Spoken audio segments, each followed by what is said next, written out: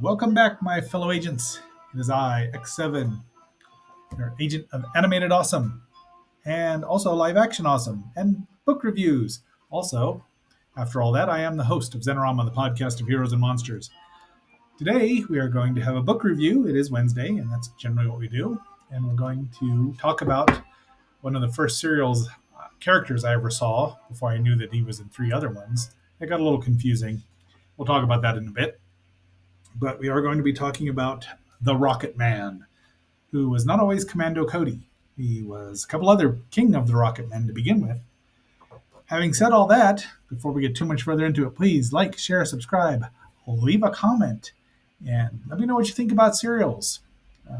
Obviously, the Rocketman that was present with the Rocketeer later on, which I did enjoy. I should watch that again, review it. We'll probably review at least a couple of the serials here in the near future. So let's jet.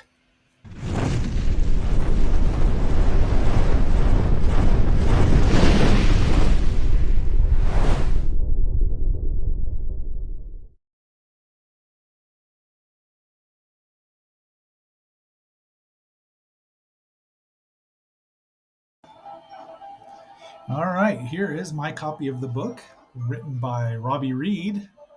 And for those of you of a certain vintage, you know that is the name of the young man who had the dial H for hero dial pad. So his blog spot is here's the back of it. This is a dial B for blog.com publication. In 2017, this is the second edition. It's chock full of pictures. It's easy to read. It's well written, well researched. There's some color in the back, as we'll see. But other than that, it's still available on Amazon, so go buy it if you're interested in the character, as I always have been. It's one of the first serials I ever saw, this in the Undersea Kingdom. I gotta say, I admit Commando much more enjoy this character, but I do like the Undersea Kingdom quite a bit. All right, having said all that, let's go. There you have the screen again, or the cover of the book. And so here, Commando Cody. There are three serials featuring the character of the Rocketman, and we'll go through all three of them, and because the book does. There's Robbie Reed in his front page. Dial B for blog. I'm not sure if he's still doing it. It's been a minute since I've seen it. There's our table of contents.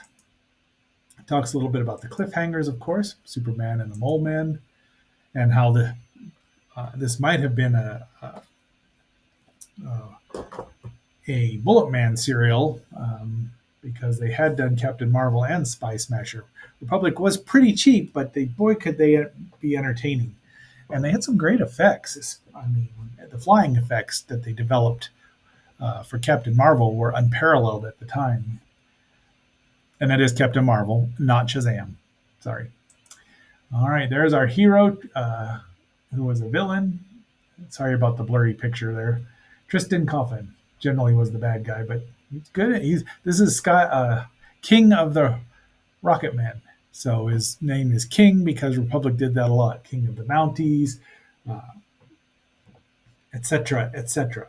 So I have seen all three serials. I just don't remember. I remember the second two more. Well, there's actually four if you count the television series. Go figure. It seems like I have it somewhere, but it's probably available on Internet Archive, which is probably where I'll get all of my copies to review.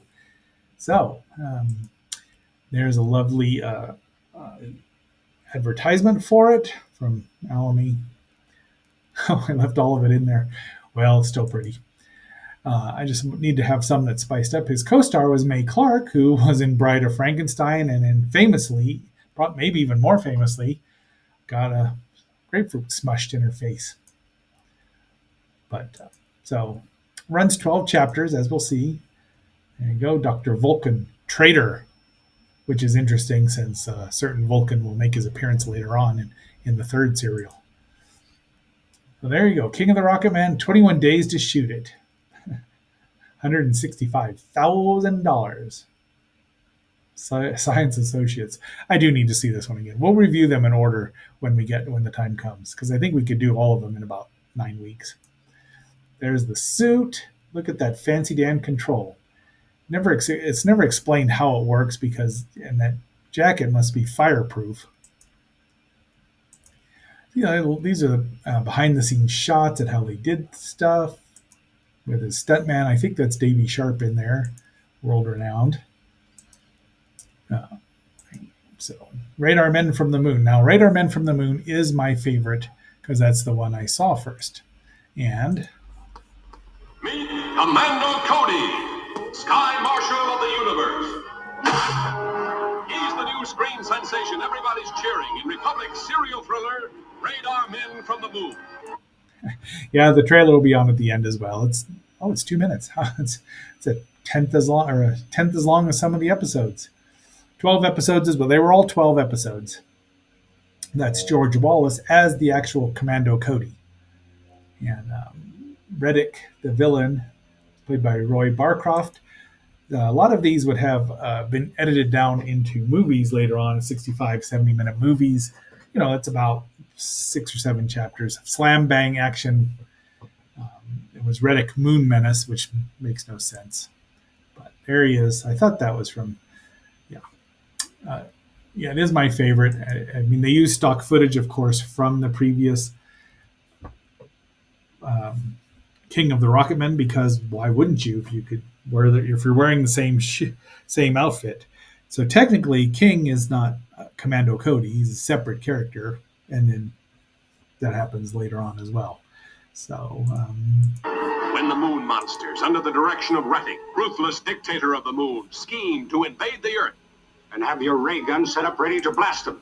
This time you must not fail. Yes, Your Excellency. There's always a Renfield type minion in these.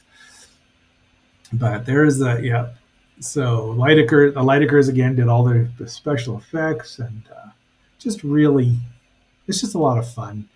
It's very repetitious if you watch more than 3 episodes in a row because they're not meant to be watched in a row. You watch 1 week, you come back, so you kind of don't remember all the details. You only see it once. There was no home video back in. I want to say these were all done from Commando Cody was 52, and then let's see, what's the other one? King of the Rocketman was 49. So yeah, you wouldn't see these. I mean, even on television, even when I saw them on KWGN, which showed them on Sunday nights. So it was, unless it was summertime, I rarely got to see any of them. And sometimes Sunday afternoon, I don't know. My memories are hazy here from Fossil Bed that long ago.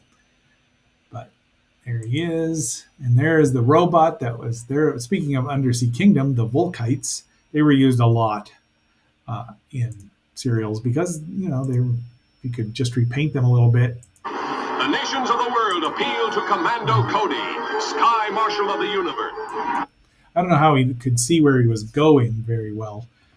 My thought is that helmet was so huge that he actually had little, how Iron Man had all kinds of things inside there. Think that.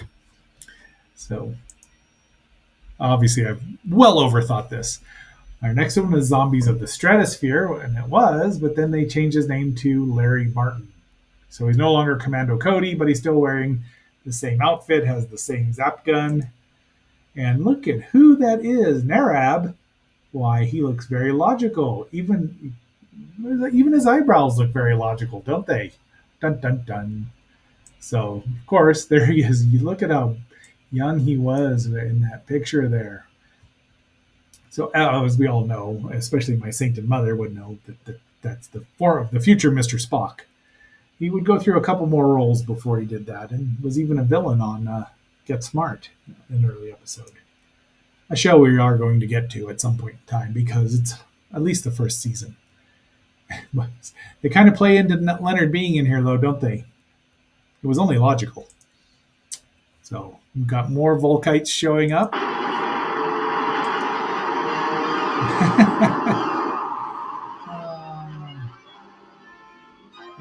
David Sharp there? There he is. Oh, so that's David Sharp, Cody and his and that's David assistants must Sharp. be So destroyed. he was on the We'll go Day of back the to town Dug. and get 'em. Day of the Dug. All right, that's the one where the Klingons are trapped. They're trapped like 30 Klingons and 30 that alien light entity. So they'll fight because it lives off conflict, and they all laugh at the end. Good episode. I always liked it. And now we've got, there's Commando Cody. And now this was the fourth serial, but they decided that they would show it on television, and they did. But then they showed it in the movies first, and he looks a little different there in his mask. I wouldn't know anything about wearing a mask now. That's Judd Holdren, pardon me. So all these things. Now, I don't think I've seen all of that. I'd like to.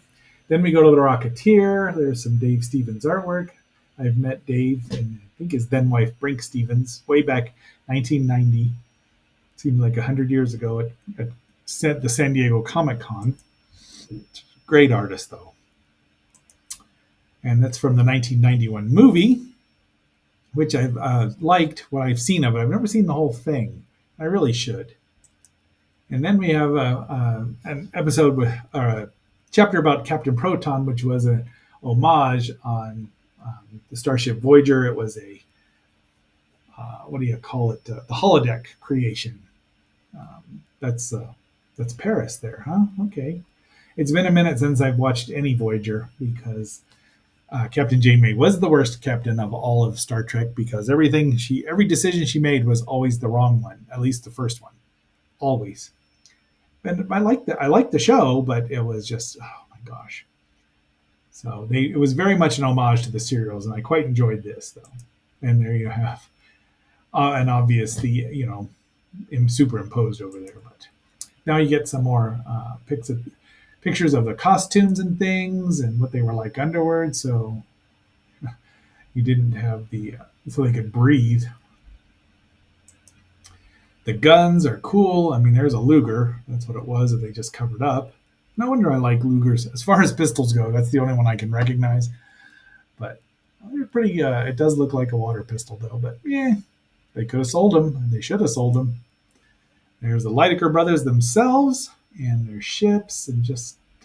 Although I never understood why ships in outer space would have flames coming out of them because there's nothing to light them on fire. But there's a nice close up of the controls: up, down, slow, fast. And yeah, but nothing that would keep you vertical or horizontal. And here we have our colors and their chapters. So there's King of the Rocketman, 1949. Radar Men from the Moon, 1952. It's surprising it took him 3 years to do that. Zombies of the Stratosphere was right after that.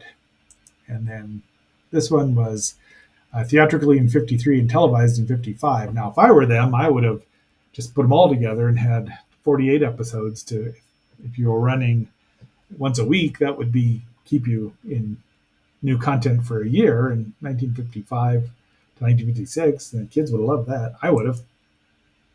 This is an Australian DVD of Radar Men from the Moon, which I think all of these are in the public domain, which is and so there's a wide variety of DVDs and Blu-rays out there. I don't know the quality of which. I know that the Roan Group did a restoration for DVD, which is what I have after going through several. The sound quality was usually the worst because the prints they had were battered. If the print, even if it looked good, it always didn't always sound good. And there's the back. Oh, I didn't even notice they put the Volkite there on top of it. Well done, guys. So again, highly, highly enjoyable. I quite like the book, and I'm glad I remembered I had it because you can't have dinosaurs and superheroes all the time, or comic books, or books about comic books, or books about Japanese superheroes, or Japanese monsters, or other monsters. But we're going to get back into that here, and then because we can't always do these.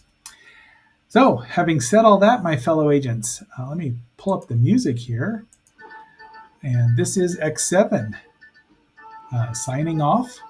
Until our next assignment, and I'm phasing out.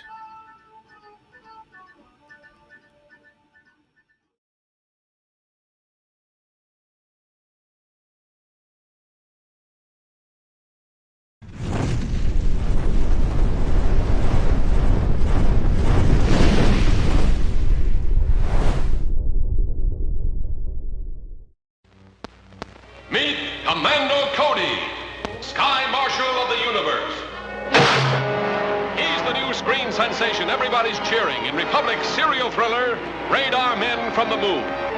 When the Moon Monsters, under the direction of Rettig, ruthless dictator of the Moon, scheme to invade the Earth. And have your ray gun set up ready to blast them. This time you must not fail. Yes, Your Excellency. The nations of the world appeal to Commando Cody, Sky Marshal of the Universe.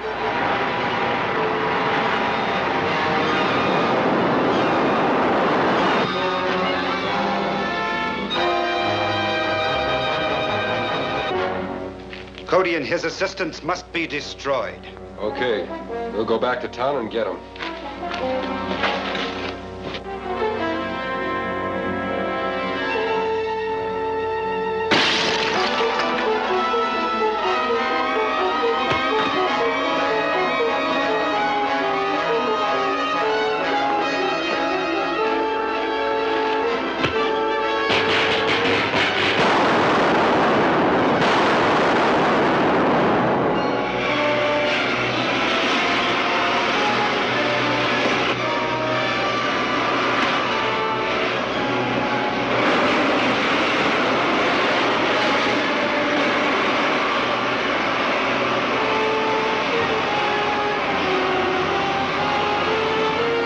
Be the first to see an actual invasion from the moon.